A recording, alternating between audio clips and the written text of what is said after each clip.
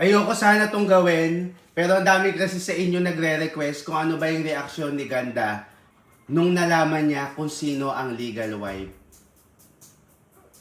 Anong face yan? Ano yun?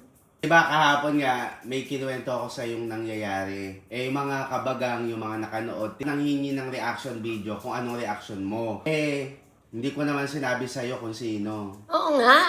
Sino ba yun? Sabi mo, mahal ko.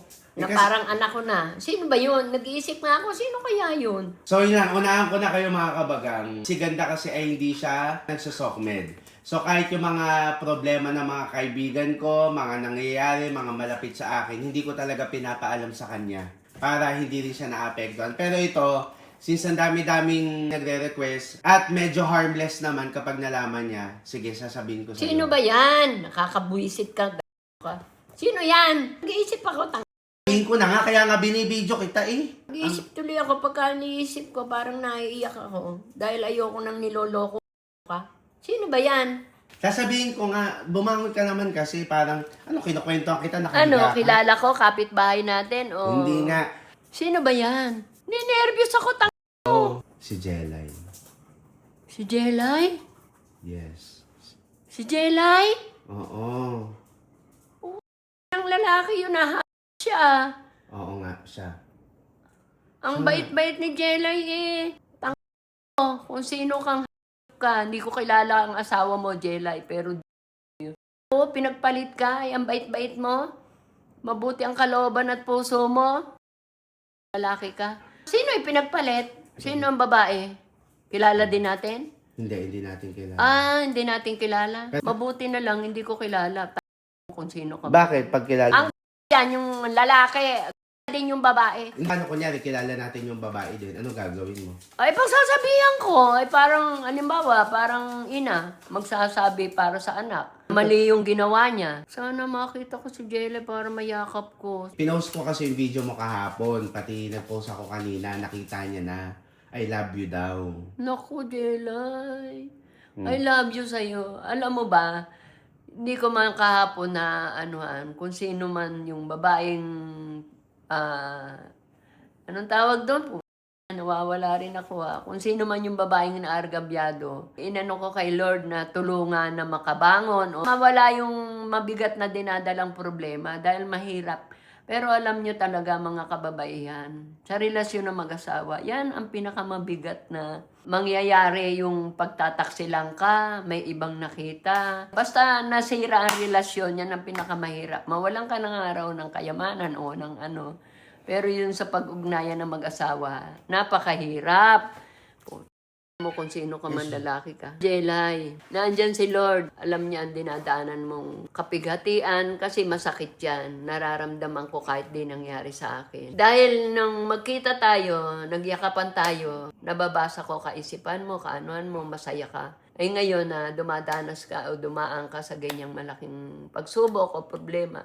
Hindi nung na-meet natin siya, mapinagdadaanan niya na to. Ay, hindi ko alam. Ay, yung ngayong nalaan ko na siya pala yan, Jelay, nandito kami. Mahal na mahal ka namin. Itataas ko kay Lord na tulungan kang makabangon, maging maayos ang puso't isipan mo. Yun ang maimportante. Hindi, okay na siya ngayon, ma. Sabi naman niya. Kumbaga, ngayon kasi umiingay ulit. Gawa nga ng yung isang babae nga. Grabe yung natatanggap na pambabash. Pero syempre, hindi na nga mawawala yung trauma na nabigay kay Jelay. Ay, dapat maging matibay ka, matatag ka. Tandaan mo, sa sitwasyon na nangyari sa'yo, wala kang kasalanan. Si Lord, nasa puso mo, nasa isipan mo.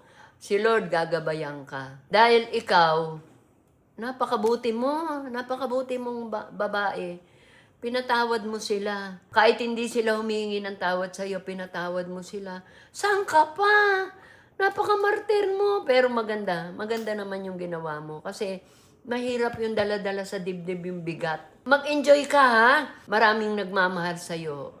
Kami, ni Bunso, mahal ka namin. Eh ngayon nalaman ko na ikaw yan. Gusto kitang makita at yakapin. Parang anak na kita. Magkita tayo. Tsaka yung mama mo, hindi ko malimutan. Amiga ko na yan. At saka hindi, ngayong nalaman ko na ikaw yan. Parang ang bigat, parang nanay mo ko, ang bigat sa dibdib. Ano, okay ba sa'yo na... Para akong ano, para akong yung parang iiyak ako na anak na ang turing ko sa'yo. Ako, mahal kita. Nabasa ko may mabuti kang kalooban. Biruin mo, pinatawad mo sila. Napakagaan sa dibdib nun. Kahanga-hanga ka, Jelay. Kahanga-hanga ka. Oh. Nalulungkot ako, Jelay, sa nangyari sa'yo. Ipipray ko kay Lord na makabangon ka. Alam ni Lord kung sino ang dapat na tulungan. Dahil ikaw may mabuting kalooban at puso. Ay, ano mo na yan. Tandaan mo, Jelay, nandito lang kami. Isasama kita sa prayer ko. Every night, nagpe-prayer ako. Hindi, okay na. Ay, nalulungkot ako na lamang ko ikaw yan, Jelay. Huwag ka nang umano. Ito naman na para bang... Siyempre, parang anak ko na yan. Dapat ba sinabi ko o hindi ko na lang dapat sinabi? Hindi, okay din na nalaman ko kasi maisasama ko sa prayer ko. Ano, okay ka na? Okay na tayo? Hindi, iniisip ko yung itsura ng asawa niya dahil hindi ko kilala. Tsaka yung pinagpalit sa kanya, hindi ko rin kilala. Parang gusto ko lang makita. Yung alin, yung mukha nila? Ewan ko. Gusto ko lang makita lang, kahit sa picture. Yun nga. Akala ko gusto mo pang kitain. Hindi! Gusto ko lang makita sa picture. Gusto mo, ipapakita ko sa'yo. Meron ka? Meron kang Bay, mukha? oo, nasa internet lang. Nasa internet. Nako, Jelay, mabuti, hiwalay ka na dito. Kasi hindi lang isa, yon yung kabit niya. Iiwanan din niya yan, sa itsura, sa figura ng pagmumukha nito. Nako, parang nababasa ko, iiwanan ka din na pumatong ka dito. Yung kabit. Hindi, Iiwanan ka din niya. mali mo, mahal na nila at may anak silang dalawa. Tumino ka po mukha. Hindi ka makontento, ang ganda-ganda na, sexy pa, naghanap ka pa ng iba. Diyos ko, bahala na sa'yo si Lord. Sa ugali ka na lang babawi, hindi mo pa ginawa. Tama na, ang dami mo ng... Galit ako sa mga taong ganyan.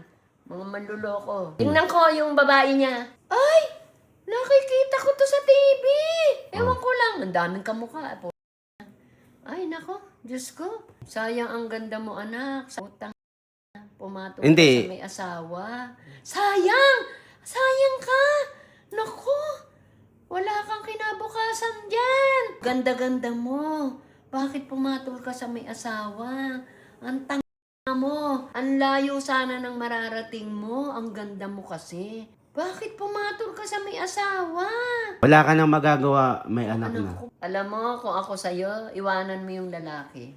Baka lokohin ka din yan. Mag-focus ka sa anak mo. Sa mga anak mo, mag-focus ka. Ngayon, kasalanan mo yan kung bakit nababas ka. Ang gawin mo na lang, humingi ka ng tawad. Gagabayan ka ni Lord, magsisi ka sa ginawa mo. Sinseridad, humingi ka ng tawad kay Jelay. Pero wag ka na mag-alala, ma. Pero to, sayang sayang ang pagkababae mo. Hindi, pero wag ka mag-alala kasi mama, di ba nga, annulled na si Jelay. So doon na lang tayo mag-focus. Finally, annulled na siya after how many years na paghihintay niya. Ngayon, single na siya, malaya na siya, masaya na siya. Siguro may mga pagkakataon lang din na naaalala niya. Siyempre, hindi na yun mawawala sa, sabi mo nga, hindi na yun mawawala sa pakiramdam niya. Oo. Pero kung yun, makakatagpo naman siya, nang higit pa doon sa naging husband niya, mawawala yun. Mabubura na rin yun uti-iti pag nakatagpo siya ng mas mabuting lalaki. Sa lahat ng mga niloko ng asawa, ipipray ko kay Lord, gabayan kayo. Hawakan ang puso't isipan nyo na maging maayos ang buhay nyo. Pati yung mga nanloloko, magbago na kayo. Makonsensya kayo sa mga ginagawa nyo. Lahat ng ginagawa nating kabutihan o masama, bumabalik yan sa atin. Kaya mas piliin natin gumawa ng mabuti para gabay tayo ni Lord. At sa iyo, Jelay, at sa lahat ng mga babaeng sinaktan at niloko. pati sa mga lalaki, kasi hindi lang naman babae yung mga niloloko. Pati may mga lalaki ding Basta niloloko. lahat ng mga babaeng nagdaranas ng mga... At lalaki.